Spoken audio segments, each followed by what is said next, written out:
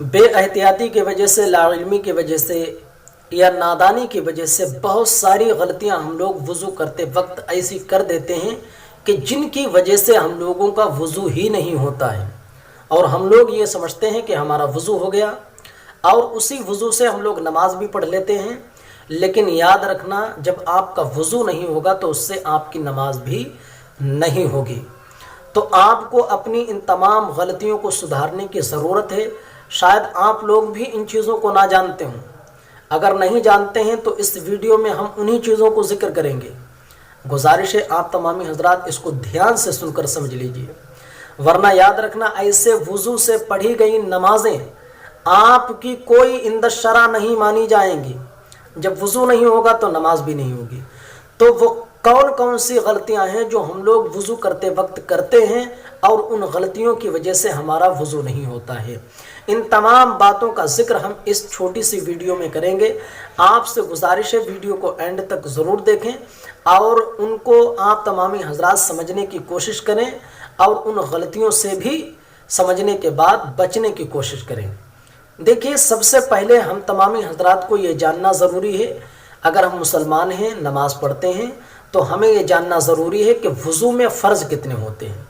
बहुत सारे लोगों को आपने देखा होगा कि उनसे अगर वज़ू के बारे में पूछ लिया जाए कि साहब वज़ू में फ़र्ज़ कितने हैं, तो इंसान, बूढ़े बूढ़े इंसान जवाब नहीं दे पाते हैं कि वज़ू में फ़र्ज़ कितने हैं। बताओ, जो इंसान वज़ू बनाता हो उसको वज़ू के फ़राइज़ भी ना अच्छे तरीके से मालूम हो तो वो वज़ू के फ़राइज़ का एहतियात किस तरीके से करेगा।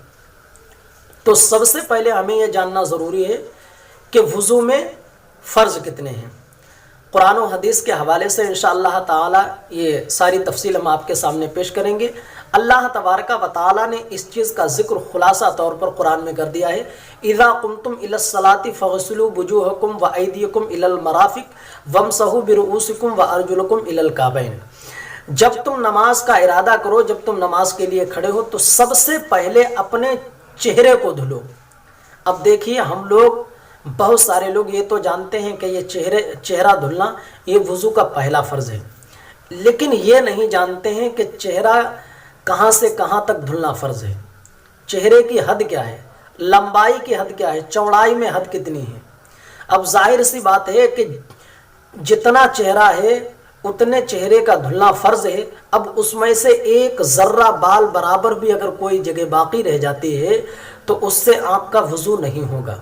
तो फिर इसके लिए हमें मालूम भी तो होना चाहिए कि मतलब हमारा चेहरा है कहाँ से कहाँ तक, और ये हमें उसी वक्त मालूम होगा कि जब हमने इस चीज़ को अगर अच्छी तरीके से किसी से मालूम किया होगा, किसी से सुना होगा। तो देखिए, चेहरे की हद है जहाँ से उमूमन ये बाल उगते हैं, ये बाल उगते हैं, ये लंबाई की हद है यहाँ से लेकर ठोड़ी के नीचे तक, और एक कान की लौ से ये दूसरी कान की लौ तक, ये चौड़ाई में हद है। तो अब ये यहाँ से लेकर के यहाँ से यहाँ तक ये सारा हमारा चेहरे में दाखिल है। इतनी जगह का धुलना, ये हमारा चेहरा जो है इसका धुलना मुकम्मल तौर पर और पानी बह जाना अच्छे तरीके से, ये फ़र्ज़ है। कुछ लोग क्या करते हैं, पानी लेते हैं, पानी लेने के बाद में उन्होंने क्या किया, ये पानी ऊपर मारते हैं चेहरे पे। तो याद रखना, यहाँ पे मारने से और आपने यहाँ मल लिया, इससे भी आपका वज़ू नहीं होगा, क्योंकि मलना ये ज़रूरी नहीं, बल्कि वज़ू बनाते वक्त हर उस जगह पर पानी बह जाना जो वज़ू में धुलना फ़र्ज़ है, ये ज़रूरी है। अगर पानी आपके उस जगह पर नहीं बहा जिसका धुलना फ़र्ज़ है तो आपका वज़ू नहीं होगा। सिर्फ चुपड़ लेने से वज़ू नहीं होगा। तो करना क्या है, पानी लेना है, पानी लेने के बाद में यहाँ से बहाना है तरीके से पूरे चेहरे पर पानी बह जाए। ये वज़ू का पहला फ़र्ज़ है। लोग इसको नहीं जानते हैं, बहुत हल्का समझते हैं। फिर दूसरी चीज़ क्या है, कोहनियों समेत हाथ धुलना। ये कोहनी जो है हमारी, ये जहाँ से हाथ हमारा फोल्ड होता है, यहाँ से इसके ऊपर तक ये धुलना फ़र्ज़ है। यानी जो अब इसके नीचे नीचे हर जगह पर कोई बाल बराबर जगह बाकी ना रह जाए, वरना वज़ू नहीं होगा। जी हाँ। फिर उसके बाद में आपको सर का मसा करना है अच्छी तरीके से। सर का मसा कितना किया जाए, मैं फ़र्ज़ जिक्र कर रहा हूँ। देखिए पूरे सर का मसा करना ये सुन्नत है, जैसे इस तरीके से हम लोग करते हैं ये। फिर उसके बाद में यहाँ किए, यहाँ ये सुन्नत तरीका हम आपको बता देते हैं। ये आपने किया और उसके बाद में इस तरीके से ले जाएंगे, सिर्फ उंगलियां लगेंगी, पीछे लाए। फिर उसके बाद में क्या किया, ये हथेली दोनों इसको पीछे से इस तरीके से लाए। फिर उसके बाद में ये शहादत वाली उंगली इसको कान में डाले। फिर ये अंगूठे पीछे से कान का मसा किया। ये हो गया वज़ू का सुन्नत तरीका, ये मसा का सुन्नत तरीका। अब वज़ू में ये जो फ़र्ज़ है मसा फ़र्ज़, वो कितना है, चौथाई सर। आपने तरहात फेरा, इस तरीके से अगर आपने फेर लिया तो फ़र्ज़ अदा हो गया वज़ू का। कुछ लोग ये समझते हैं कि ऐसे करने से मसा नहीं होता है।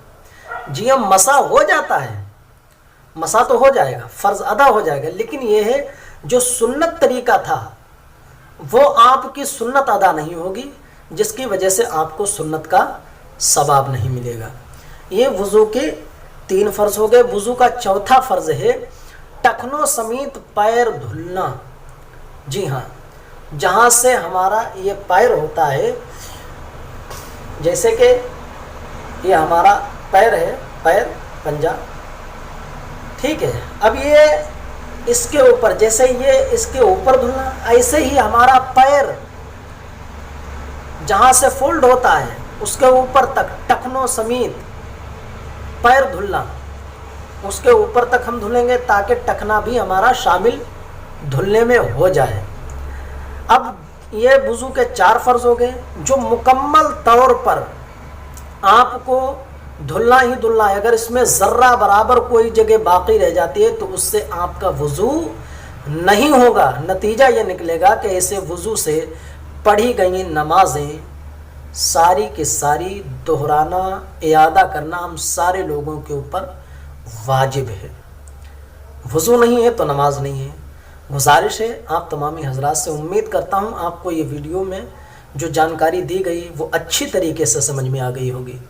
अगर आपको ये जानकारी पसंद आई हो, अच्छी लगी हो, तो गुजारिश है आपसे वीडियो को लाइक कीजिए, चैनल को सब्सक्राइब कीजिए और बेल आइकन पर प्रेस कर दीजिए ताकि हमारी हर आने वाली नोटिफिकेशन जब भी हम मसाइल के ताल्लुक़ से अपलोड करें तो सबसे पहले उस वीडियो को आप देख सकें।